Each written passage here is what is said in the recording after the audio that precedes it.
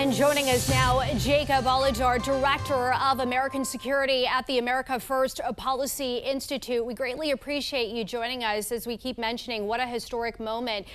Technically speaking, does this first phase, in your opinion, mean the war in Gaza is over? Well, it's great to be with you. It certainly is coming towards that conclusion, and the timing is very significant. Look, you've had over the last 9 months Hamas militarily isolated because of Iran being degraded. Then you had the Francis theatrics in the United Nations, so diplomatically isolated. And now, last week, you've had Hamas regionally isolated. All these Arab states, 8 Arab and Muslim majority nations, saying this plan is the way to go and Hamas needs to deliver. And so the time is now, and we could see an end in sight very soon to this war. We've been close before. I mean, you know this. In this case, though, what do you think the motivation was for Israel and Hamas to actually make this happen? Well, I think it's very much looking at the events on the ground. And, obviously for Israel, it's a shared incentive with the United States. Netanyahu and obviously these Israeli families and the nation wants to end this war, wants to start a new leaf and a new chapter in life. But, for Hamas, there really is no option. And there's no survival politically or otherwise for the group. And so this is the only way. And that's the message that you've seen Qatar and Turkey deliver very sternly to the group. I want to get to Hamas in just a moment because you do touch on a very important point. But while I've got it fresh on my mind, obviously the hostages, a huge part of this. President Trump has said the release of hostages is a priority. As you heard Ryan mention earlier, initial plans called for the weekend for the release of those hostages. Do you think that is realistic, or do you see unforeseen delays? Well, with Hamas, anything is possible, of course. But what I've been hearing is Friday or Saturday, Hamas is slated to release all of the living hostages. That, of course, will be a tremendous event. And then, of course, the president is now confirmed to be speaking at the Knesset on Sunday. So I think a lot will be happening in the next few days. We'll learn a lot. And then, of course, phase 2 will begin in terms of the return of the deceased bodies. And so, anything can happen between now and then. But, of course, that's the plan as we know it today. As far as the transition of power goes, what does that look like? What happens to Hamas, their weapons, their existence? Well, so this plan, unlike the others, has called very clearly for an end, for a demilitarization of Hamas, laying down their weapons. You've had an interim power set up there as part of this day after plan with Tony Blair at the helm. You've also had the Board of Peace announced as part of this plan with the president, Tony Blair, and others as part of it. So it's a very different look at what happens in Gaza, almost as if it's really about the region itself, with Gaza as one microcosm of it. So of course, waiting to see those first 2 stages play out will be determinative, of course, of what happens next. Obviously, this is phase 1, a very important, obviously, first step. It sounds like a good first step, but a lot to still unpack. Jacob Olidort, Director of American Security at the America First Policy Institute, thank you for joining us tonight at the National News Desk. Appreciate it. Thank you. Joining me now is State Department spokesperson Tommy Pigott. First of all, thank you so much for joining us here today. It's been 2 years, as you know, since the Hamas attack on Israel, the deadliest day for Jews since the Holocaust. Very painful on this somber anniversary. We also know there are ongoing negotiations in Egypt for peace, and everything that I've read, it appears that there may have at least initially been some progress with Hamas. What's the latest on that front? Well, of course, this being 2 years since October 7th, it's a reminder that we stand with Israel, that we stand with Israel's right to defend itself.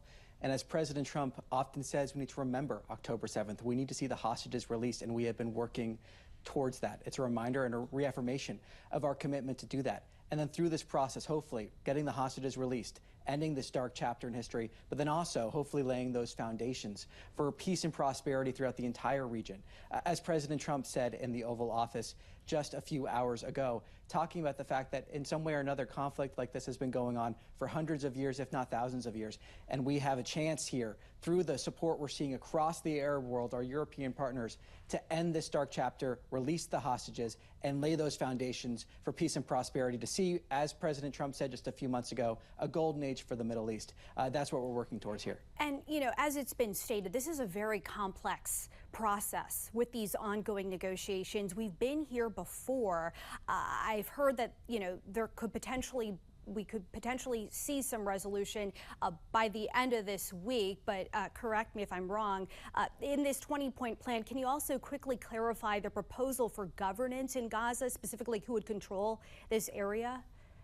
Well, look, a lot of these talks are ongoing, and I'm not going to get ahead of these talks nor speculate what may happen in the future here. As the Secretary said over the weekend, no one says this is going to be easy. This is going to be difficult. This is going to be hard work. This administration is putting in the hard work. We're seeing, as President Trump just said recently, administration representatives in the region talking about this. I think also it's important, again, to remember that context of all of the countries across the world that are supporting this initiative, that support this peace plan. Only President Trump could bring together all of these countries together in support of this peace plan to implement this plan. So those talks are ongoing, but as the Secretary made clear over the weekend in a series of interviews, and as we've been clear from the very beginning of this administration, there can be no long-term peace and prosperity with Hamas as a governing force in Gaza or otherwise. So these talks are ongoing, but we've been very clear on that in terms of there can be no long-term peace and prosperity with Hamas as a governing force in Gaza or otherwise. As you know, there are still 48 hostages in Gaza, and we understand Idan Alexander, the freed Israeli-American hostage, had a meeting with President Trump at the White House today. Explain the symbolic nature of this meeting, and if you can, a timeline for the remaining hostages released, Trump said very soon. Well, as President Trump said, that is a clear priority for this administration.